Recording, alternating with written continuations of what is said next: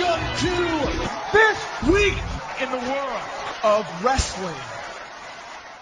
Welcome to TWitWoW, the best wrestling podcast made for wrestling fans, by wrestling fans, on the web today. I'm John, that's my cohort and commentary Ashton, and this is our NXT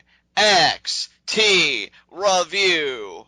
And folks, I was feeling sick, down in the dumps after Monday Night Raw this past Monday, so I went to the doctor, and he wrote me a prescription for 1 hour NXT, and I'm back and kicking, baby! This was an excellent episode of NXT from top to bottom, laying the groundwork for some future great matches, great storylines. Ashton, what'd you think of it? There was one really good word to describe this episode of NXT. Do you know what it is, John? What's that? Fun.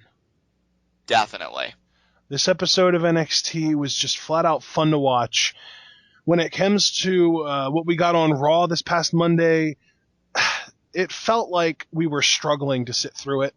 And we knew that we had to sit through it because we do TWitWoW, and we make episodes of Raw that sucked more fun for ourselves by talking them to death. We somehow or another extract what little fun we can out of it and insert them into our commentary here. But NXT just makes it so easy. Absolutely. With NXT, it really doesn't even feel like you have to make a concerted effort to achieve that goal of making it fun or making it entertaining or creating a dialogue, because I feel like NXT does that so ceaselessly, with all the great content it puts out on a regular basis. I mean, I can reflect back when you and I weren't even crazy about an episode of NXT, and we would say, well, we know it can do better, but it was average. That's an insult by NXT standards, calling something average. Whereas I feel like most Raws and SmackDowns for the past couple of years, like, they would take it. They would take it and they would eat that. Yeah, I mean, I feel like most Raws and SmackDowns for the last really decade kind of, well, you know what? I shouldn't say that because that includes 2004 and 2005 SmackDown. So, with very few exceptions, including those 2 years worth of SmackDown, which was amazing, I feel like they kind of aim for average. I feel like unless it is that time where you really need to crank things up because you have one of your big pay-per-views coming up, and generally that's SummerSlam and WrestleMania, they don't really put too much emphasis on any other of their so-called Big Four anymore.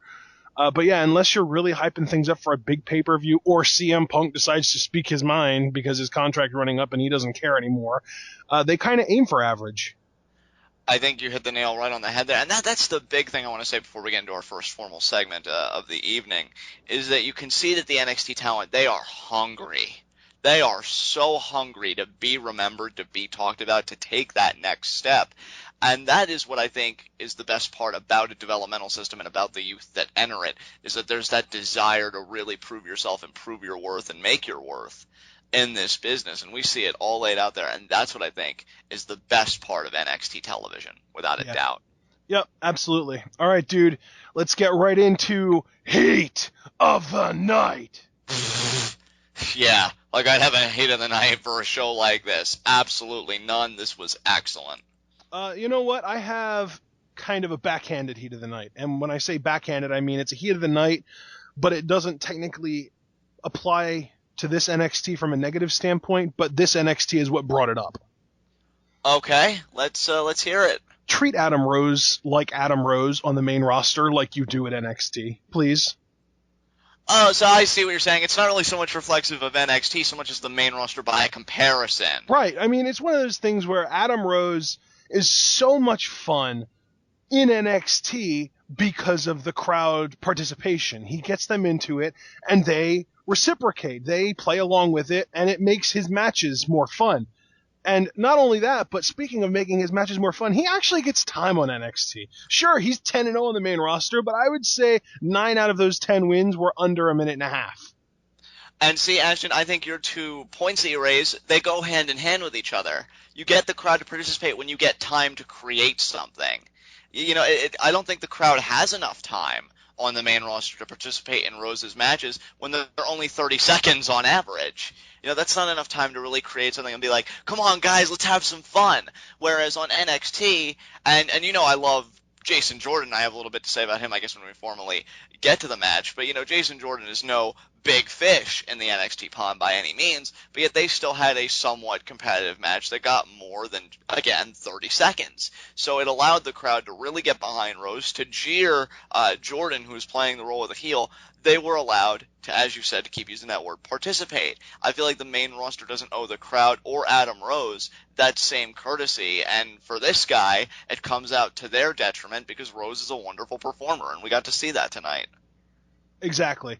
So this isn't so much a heat of the night as it is a heat of the Raw, because, yeah, Kevin Dunn, I don't need to go any further. Exactly. So I guess with that said, let us get right into our NXT review. Yeah. We opened things up with a match, actually. A tag match. Enzo Amore and Big Cass tagged up to face the Vaudevillains. I love both of these teams. I know, dude. That was the thing. Everyone, even on Reddit, was saying, I love both of these teams. Can't they both win? Can we have, like, a Hollywood finish so that both teams don't have to lose? And, this kind of stuff. So, yeah. I personally was rooting for the Vaudevillains because I realized that Enzo is always going to be more over when he loses. And the Vaudevillains need some momentum if they're ever going to look credible against the Ascension. So, yeah, I was behind them. I'll confess I was behind them too. I think for similar reasons to you, but for me it was more the Vaudevillains are the ones more recently getting the push, and Enzo and Big Cass just got back together. So I feel like, give them time. I like the fact that they're feuding with LaForte and Marcus Louis, which we'll get more into in a second. But, I think the one detriment of doing NXT reviews, and this too is going to be a backhanded compliment, is that it turns me almost into a broken record because all the positives I say about one week, I seem to say every week, because here's the thing, they keep doing it. It's not like they do one good thing out of the blue and they don't bottle that lightning. No, they're all over it, because once again we see that NXT is the place for the most colorful characters, for some of the just best gimmicks. You have these guys who do like the Italian, I guess, stereotype gimmick, New Jersey gimmick, if you want to call it that, better than Zack Ryder could ever dream of doing in a way that's genuinely entertaining. And the deeper irony there is that Zack Ryder does it better than what's-his-face over in TNA does it. I don't even remember the guy's name. Robbie E., that's what it is. Yeah, Robbie E., yeah. And first of all, I completely agree on that count as well. I mean, so Enzo's like 2 steps above that guy, and he's in developmental, for God's sakes. Exactly. And then you get to the Vaudevillains, particularly Simon Gotch, who really just continues to fascinate me, both on the level of what he's capable of and what the future will hold for him, and more like, I guess, what his moveset would be if he ever got a one-on-one match and got time. Because I really don't feel like we've seen the best of Simon Gotch yet. I don't. I feel like there's a lot more there that we have yet to discover. But I love the gimmick of just the silent guy lifting the ridiculous weights, all that stuff. Kind of like you'd see the two guys on Family Guy ride the unicycle together and do all the ridiculous exercises.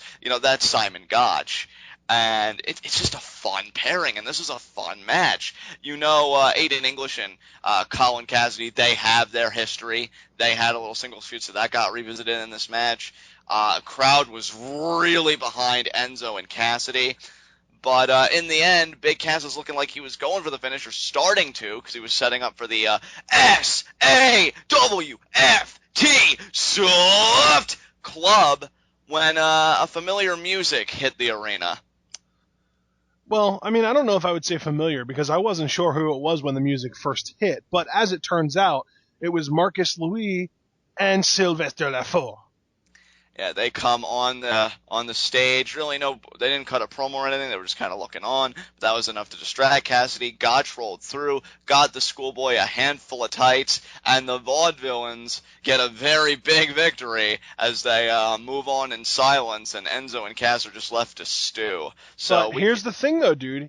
He got a handful of tights, so they have an out. They can say, oh, well, they would have won if it wasn't for... You know what I mean? Except they protected the baby faces. Yep. Which I think is very smart. And another great thing, and that's one thing that never happens on the main roster anymore. The only way that they ever find out how to protect the baby faces on the main roster, DQ, or it's significantly less effective because they do the distraction, but then it's a clean pin rather than using the tights. Right. And another thing I have to compliment NXT for, my God, this is just going to be like an admiration episode up and down. Commentary knew how to make brilliant transitions from one point to the other, because here's what they do here after this whole event transpires. They look at the three teams and they just really emphasize how this is a depiction of how hot the tag team division has gotten. Before, everybody would just cower at the thought of facing the Ascension. Now you see all these teams coming out of the woodwork. I love it, dude. Even from a kayfabe standpoint, it makes so much sense, because it's like, you don't feel super obligated to be in a tag team, especially in developmental. But when you see these two guys just running roughshod over everyone they face, it's inspirational. It makes you say, you know what? I might not be at the front of the line to get an NXT World Title shot, but I bet you if I tagged up with someone pretty decent, the line seems awfully short for a shot at the tag titles. I bet you we would get our shot pretty quickly. And, I mean, lo and behold, that exact thing happened with Kalisto and El Local. They failed, but the point is, they showed up. They weren't even around for a month, and they were getting a tag team title match because the line is just so short. And it just from a kayfabe standpoint, it seems like teams are starting to form with the aspiration of being the NXT Tag Team Champions, because that would allow them to stand out. But it's awesome because it's like they didn't really decide to form a tag team until after Ascension had been on the roll that they were on. And that's like what inspired them to form these tag teams in the first place. I just think it's so good. Commentary put a number to it, as they seem to do on the main roster and on NXT when it's gotten to the point, which I do really like. They said that they have been the champions 288 days, and that to me is just ridiculous. And see, that's the thing. You say that the line is so short, and that's certainly true. I feel like Kalisto and El Local weren't in NXT long enough for a cup of coffee as a team. They come out, all they do is make an announcement that they want to challenge the Ascension, and they get their tag title shot. So, you're right, the line is incredibly short, but more importantly than that, if you're able to beat these guys, what a feather in your cap. Because these guys don't even allow even their most competitive matches to go on too long. They're destroyers. So if you're able to get that upset, whatever team is going to do it, they're going to have bragging rights out the freaking wazoo as far as I'm concerned. And what I love, again, returning to my original point, bringing it full circle about commentary, not only do they emphasize how heated the tag team division has become, in the post-match, saying how those three teams converge, Marcus, Luis, Sylvester Lefort, Enzo, and Big Cass, and the Vaudevillains. But then when they come back from break, because we have a short commercial, they continue the emphasis on the tag team division by saying, all these teams want to be the NXT tag team champions, but to do that, you have to go through the Ascension, and then we transition into an Ascension promo. Dude, I love the spotlight that the tag team division got tonight. Exactly.